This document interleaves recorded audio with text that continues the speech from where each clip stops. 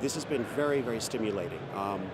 Going on the showroom floor today has actually introduced me to some new ideas and concepts that I will apply to my business. So this has been very neat.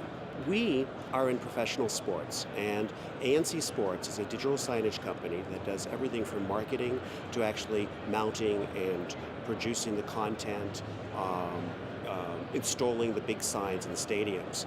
So from our perspective, we literally are a systems integrator, but the truth is we do so much more. We end up being consultants, we help the clients with marketing, with all the technologies that it requires to actually put a show on. And it's kind of cool because when you actually help a team do a show, you also become much better at your core business. And our business really has many ranges. We do everything from software to creating the graphics, to doing the marketing, and then ultimately, when you bring it all together, we become truly a stakeholder in the success of the game and making money to pay the athletes their salaries. So it's neat. ANC is cool. The company was founded in 1988, and it was founded by Jerry Cifarelli. And Jerry has an interesting side story. He actually was the first person to come up with the science behind home plate in baseball. And he created some of the unique marketing positions that we take for granted today. And what I did is I came in and did the digital side of that, the 360-degree video boards, and actually making them contiguous. Yesco, here in Vegas where we're at, did the first 360, but I took that and went to the next level, which is allowing you to have content travel all the way around. And that was a big deal when we did it. And one of the stories behind that, which is kind of interesting, is the way we came up with the concept was we watched a waiter in a restaurant peeling an orange. And he did it the old-fashioned way, where he peeled the orange in a strip, and he basically made the orange completely naked with the peel, and he realized the peel was a strip. And he realized that's how you could get technology that could not push the amount of pixels in those days, because the computers didn't have the horsepower, but we realized if we made everything strips, we could do it. And so we cut a broadcast frame into strips, and that created the 360. It is a passion. I actually went to Art Center College of Design and in Pasadena, California, and at the time I went, I had a hybrid major between film and advertising. And actually, I've landed in the perfect spot because that's what I do. I create spectacle, and by that spectacle, we create money. And it's really neat because we have all these cool terms of return of investment and everything else. But the truth is, it's an integrated show. And an integrated show means you have to look at every aspect of what you're doing. So if you're going to do a big video board, well, you have to also worry about how good is the content going to be on there?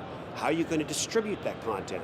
How are you going to make the control room be able to feed that board, which I can always call the big monster? And when you create the monster, you've got to be the zookeeper. And a lot of people will buy the board but not realize any of the back end and what really is going to be necessary to support their purchase. So for us, the return of investment is beyond just the financial side, it's making it all work. And if you can do that, then you've actually achieved, in my opinion, harmony, which is something you don't hear very often in technology. What I'm doing here at the show today is I'm going to be speaking about 4K.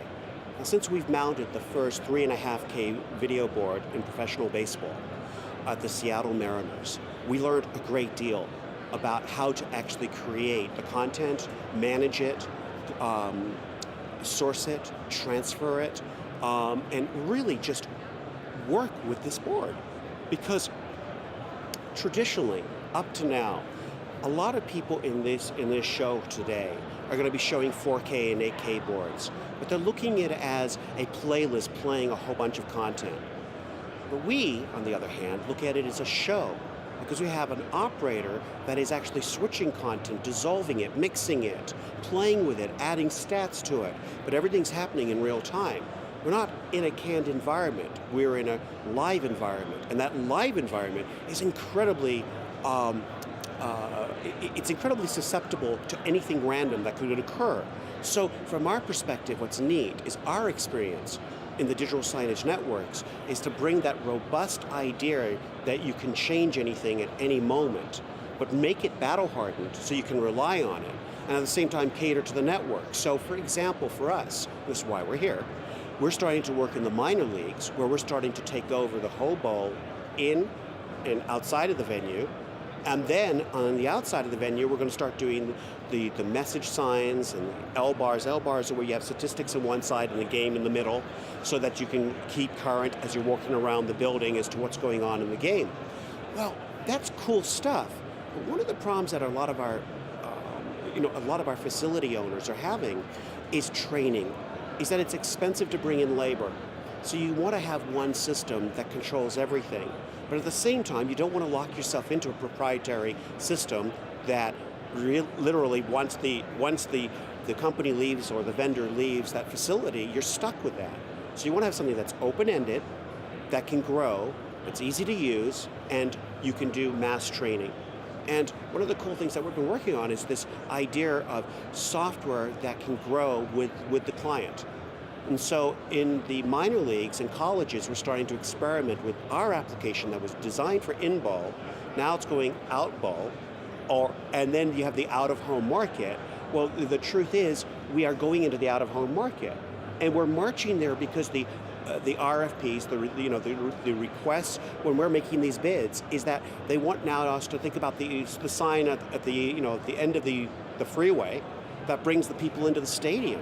And when people come to that stadium, then they want the experience to be contiguous all the way up to their seats. And then they're looking at the mobile platform in the seats. They want to be able to order food from their seats. But then when the person goes to the loo, they want the person to be able to continue to have a contiguous experience. It's amazing. And when I first started doing digital signage, I thought, well, we're going to do a 360 in a building. That's enough. I never expected to have 15 video boards inside the bowl, then 1,000 displays outside the bowl, then every point of purchase now has to have a digital menu, and so on and so forth. You get to the point now that you realize that truly our world now is becoming very integrated, so the systems have to integrate. So this show represents to me that synergy of taking what we do live, but it also has to come in harmony with the other aspect of this, which is, at the end of it, these teams, these facilities are creating monsters. And however you look at it, they have a huge burden.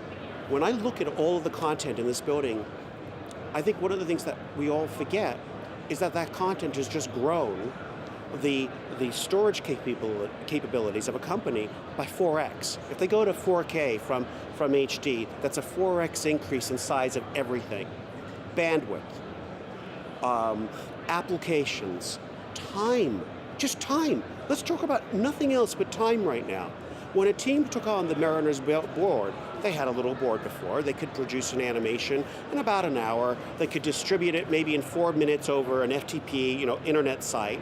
Well, today, that same board, the big one, to feed it, it's an hour and a half of internet time. It's probably 10 hours of rendering time, so on and so forth. The time has escalated. And one of the interesting things is our displays are getting far larger than our ability to actually feed them. So the challenges in this industry is going to be much more about bandwidth. And when I'm talking bandwidth, I'm not talking about technological bandwidth. I mean all-encompassing concept of bandwidth. In order to do bigger displays, it's going to require everyone to rethink everything. And I find that neat. I find it fascinating because we're challenging ourselves, and I think in many ways, if you think about how long it took us to go from standard def to HD, now we're going to UHD. And when we're going to UHD, we're doing it in a 10-year period or less. That is not a very substantial amount of time to actually bring up a mentorship of people having skill sets. And what's funny is our skill sets are actually escalating faster.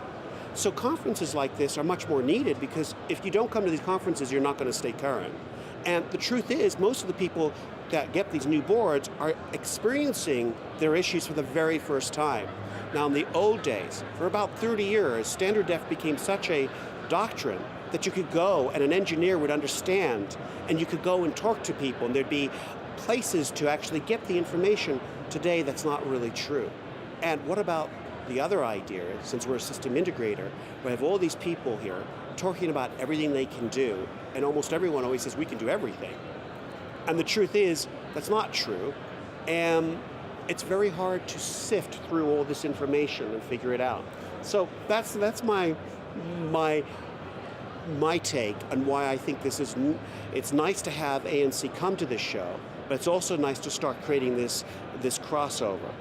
And finally, in closing on that comment, going back to feeding of the monster, I think that's going to be a challenge for everything we do technologically speaking moving forward. I think that all this technology is great, but when you start to have to maintain all of this, it creates a whole new set of issues. And I think we're only scratching the surface. I know for us as a company, these new big whopping boards means instead of us having 1,000 modules, we might now have 10,000 modules. Those are 10,000 points of failure. And that's happened in 10 years.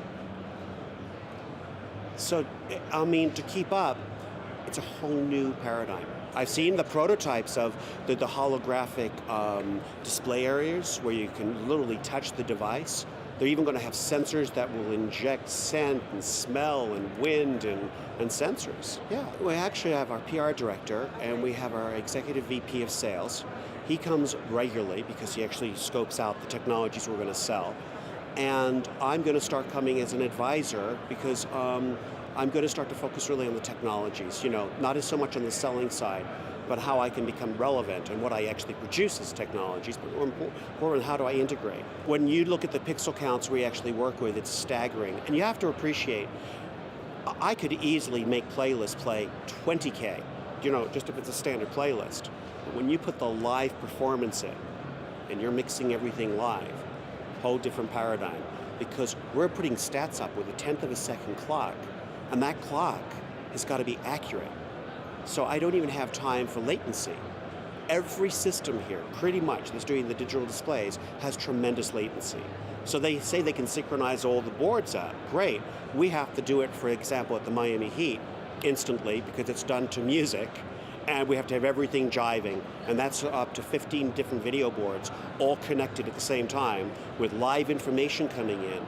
So I think you can appreciate, we're looking at a completely different standard that we have to operate in, but what's hopeful is that what I'm trying to do is bridge the two, because I think our expertise could be very helpful with the digital signage networks. At the same time, I think they've got expertise that I desperately need also.